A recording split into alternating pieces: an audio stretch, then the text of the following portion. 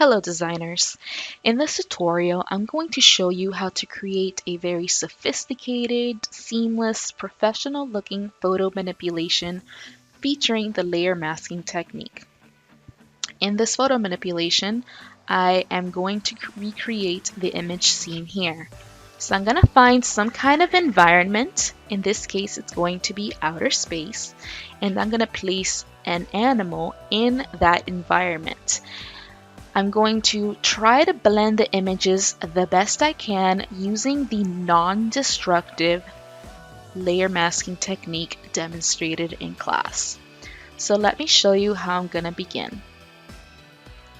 First, I'm going to need an image of some kind of environment. So once again, I'm going to be using outer space, using this image of a galaxy. You guys can select any kind of environment, whether it's underwater, a desert, a jungle, it is up to you. I'm going to select an image of a hairy animal that doesn't quite inhabit that environment to make it even more surreal or otherworldly. And then I'm going to supplement my image manipulation using an image of the moon and an image of a palm tree to make it even more surreal. So let's go ahead and get started. You might notice that I actually went and renamed all of these tabs. I was using images that I sourced from pexels.com, and I wanted to be able to identify what exactly these images were. So if you are seeing a bunch of images open on photopia.com that just feature the name pexels, whatever the end name is, you can always double click on the tab and rename that tab. So right now this one is called Lion Mask Project. I can just call it First Draft and click OK. And that new name is going to be reflected in the tab. So first thing I got to do is start transferring all these images one by one into this image of the galaxy, which is going to be my background. So I'm going to click on that lion image and I'm going to duplicate it by going into the layers panel, right clicking on the layer and selecting duplicate into. Under destination, I'm going to select galaxy and click OK. So that when I go and flip to that galaxy tab, you'll see that both of those images are now reflected in the layers panel. I can see that for some reason both layers are called background, so I'll just double click on the layer names to rename them to make it easier for me to identify what exactly I'm working with. I no longer need that tab called lion because I already transferred the image in, so I'll just go ahead and eliminate it. Okay, so you can see the image of the lion is actually quite large. So I'm going to be using Free Transform to resize it. So I'm going to go to Edit at the top of my workspace, select Free Transform, and anytime I'm going to resize an image, I want to hold down Shift and drag at the corners to make sure that my image is resized proportionately. Now, I don't want to make a mistake that a lot of beginning designers make, which is making the focal point of your image, so in this case, the main subject of your image manipulation, too small. If I made the line really tiny and maybe hug the corners, as several students tend to do, it would be very unclear to the viewer what exactly they're looking at. So I'm going to make sure that as I resize my image using Free Transform, I'm going to make the line a fairly large size so I can create a very clear focal point. And when I'm happy with it, I'm going to press Enter to save my changes. Alright, having done that, I can now start layer masking to try to eliminate the background behind the lion and to make it seem like the lion is actually inhabiting this outer space realm. So I'm going to go to the bottom of my layers panel and find the layer mask icon, which looks like a white rectangle with a black circle on it. I got to make sure the right layer is selected first. So I can see this lion layer is selected. Then I'm going to click the layer mask icon. And when I click the layer mask icon, I will now see a white rectangle next to the thumbnail image for the lion in my layers panel. I gotta make sure I go and click inside that mask and make sure it's selected. This is a common mistake a lot of students make. When they're gonna go and use the brush tool to mask out an image, they'll make the mistake of having the image thumbnail selected, and then when they use a brush tool, they'll just find that instead of masking, they're just painting over the image. So to prevent that from happening, you can just go ahead and just click on that layer mask to double check. So I'm gonna layer mask using my brush tool. I'm gonna go to tool number 8, and in my brush picker panel, I'm gonna make sure I select a nice fuzzy round brush. By fuzzy, I mean you want the edges to look kind of soft and blurry, and I'll show you why momentarily. And I'm gonna increase the brush size. I can drag over my browser to see exactly how small or how big that brush size is. I'm gonna make it fairly big so I can try to eliminate as much of the background as possible. And lastly, I'm gonna go to the bottom of my toolbar and make sure that my colors are set to black and white. You guys know that black is gonna be used to mask out an image and white is gonna be used to mask in an image. With black selected as my main color, I can now go in and drag my mouse over the parts of the image that I want to mask out. So in this case, it would be the background around the lion.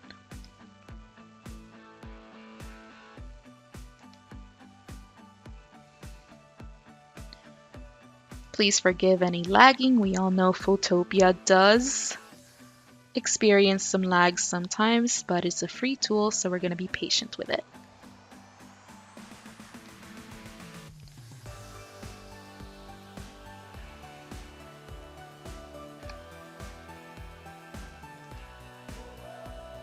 Now you can see I made a very clear mistake here where I eliminated parts of the lion and not necessarily the background. So that is perfectly okay. All I have to do, I think it might be also due to the fact that my brush is actually quite big, so I'm going to reduce the size a little bit. But all I have to do is flip to white to fix my mistake. So all I have to do is click on that little arrow to swap my color so you can see it clearly goes from black to white. The top color is the one selected.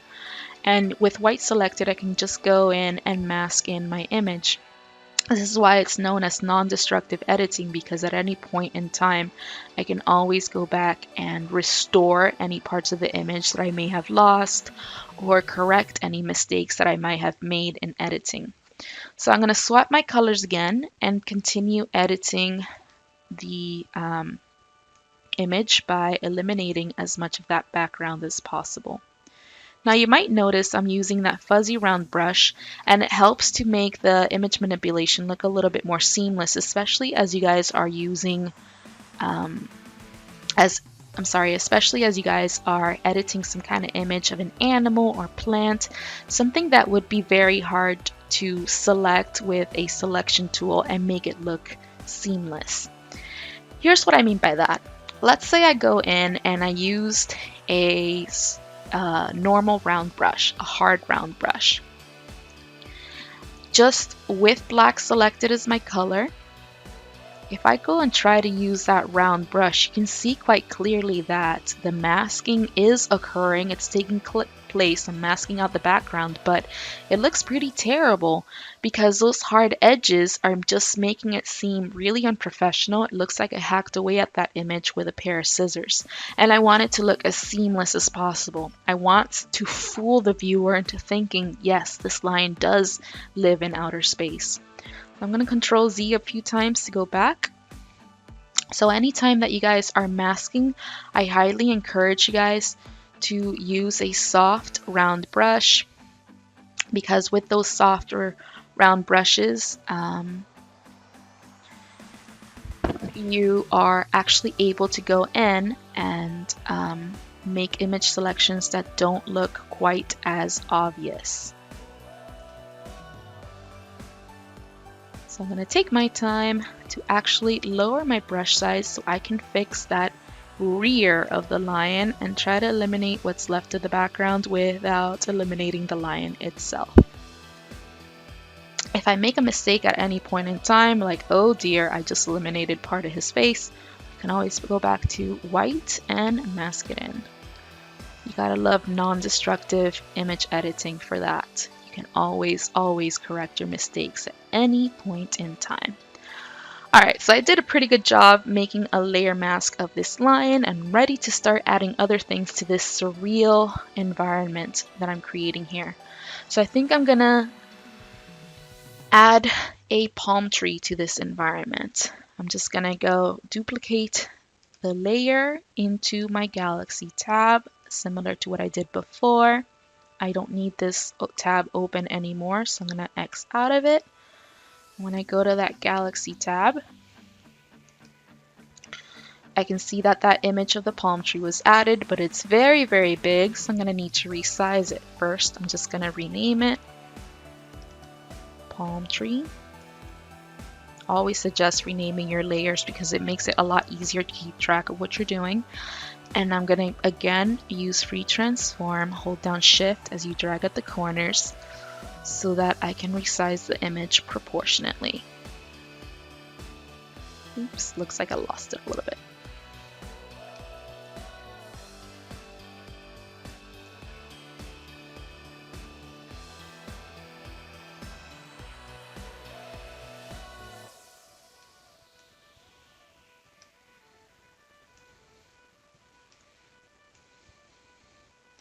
Now, I don't want you guys to just slap images in. I want you guys to think about their placement and what it's going to do to your overall image manipulation. So I want this palm tree to look like it's growing behind the actual lion. So I'm just going to press enter to save my changes. And then I'm going to drag that layer of the palm tree underneath the actual lion. Good. So now the next step for me is to basically go and mask out that background for the palm tree. In this case, I will actually be using the gradient tool to create a different kind of mask. So at the bottom of my layers panel, once again, I'm going to select the add layer mask shortcut, which added that mask. I'm going to make sure I click inside the mask just to make sure it's selected. But this time, instead of using the brush tool, I'm going to be using tool number 11, which is my gradient tool. And in my gradient picker, I'm going to make sure I have a black and white gradient selected. Then I'm going to just basically drag to create a gradient. And because I have black and white selected, you can see that similar to using the brush tool, it's eliminating those parts that I dragged out with the black color. You can see in my thumbnail, it's reflected inside of the mask thumbnail. So those areas in black were areas in the image which were eliminated or were masked out, and those areas in white are still masked in. If I had made a mistake, if I felt like I wanted to eliminate some of this blue areas, for example, I could always switch to just using the brush tool again. I can use both the gradient and the brush tool simultaneously and mask out those areas to make a more professional or seamless photo manipulation. I'm just going to lower my brush size so I can go in and do those details. Give this video a like if you guys think this project is turning out really cool. And just give it a like to encourage me, so why not?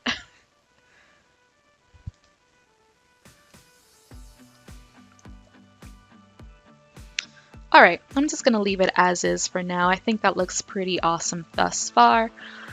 And now I'm just going to go in and add my last image, which in this case is just going to be the moon. So one more time, I'm going to go ahead and duplicate this layer into my Galaxy tab. Click OK. I no longer need it open, so I'm going to X out of it. And the moon was added. I'm going to place it behind the actual lion and resize it using free transform. Remember to always hold down shift.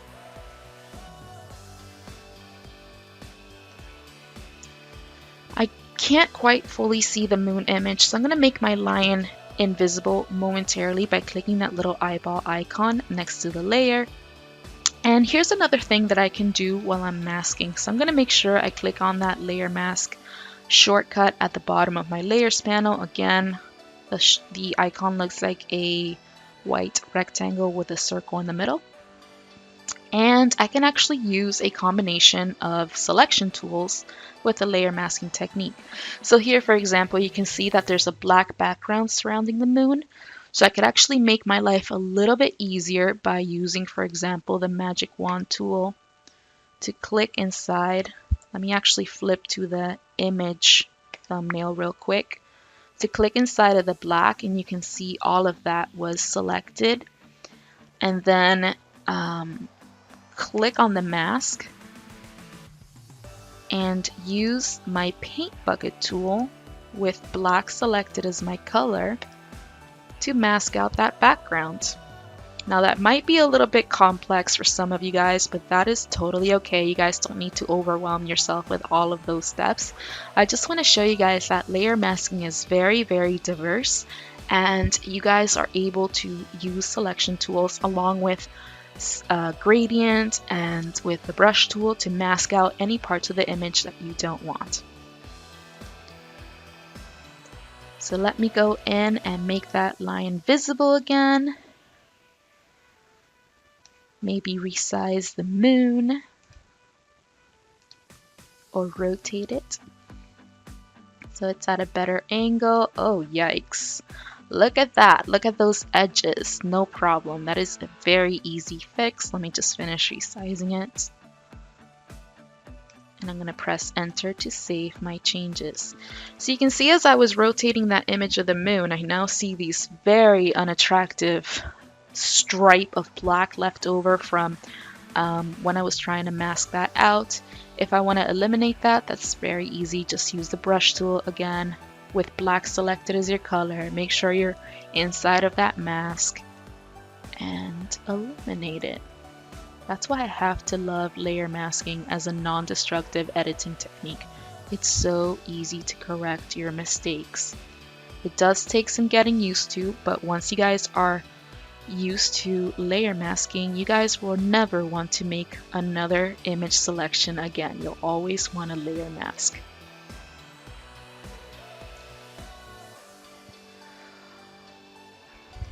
Alrighty, so that is looking very good so far. If I want to go in, I just see minor areas I might want to go and fix. I can always go back to those layers and mask in whatever areas I eliminated by mistake, as I'm doing right now with the rear of the lion.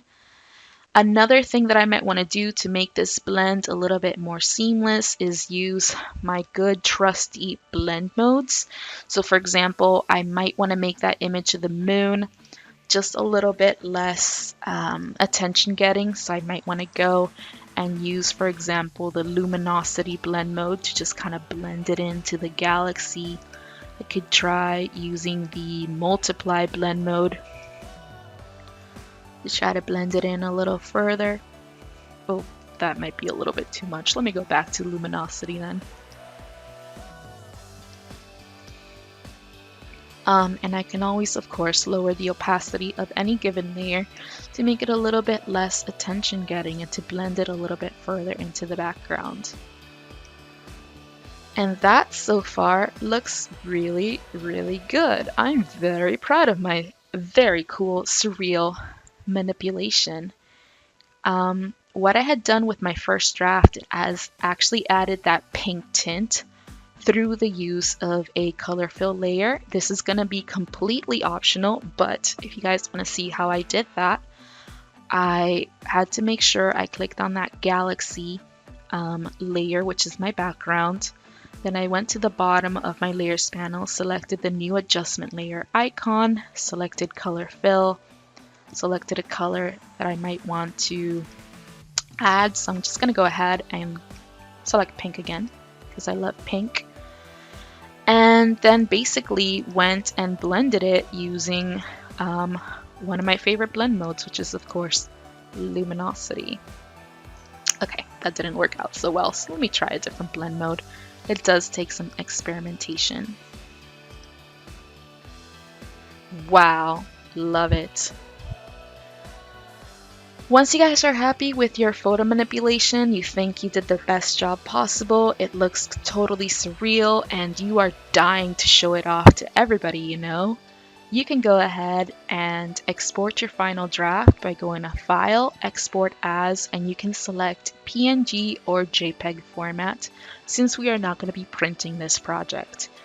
If you guys have any questions, you guys know how to reach me. You can give my video a like, and I'm going to catch you guys later. Bye!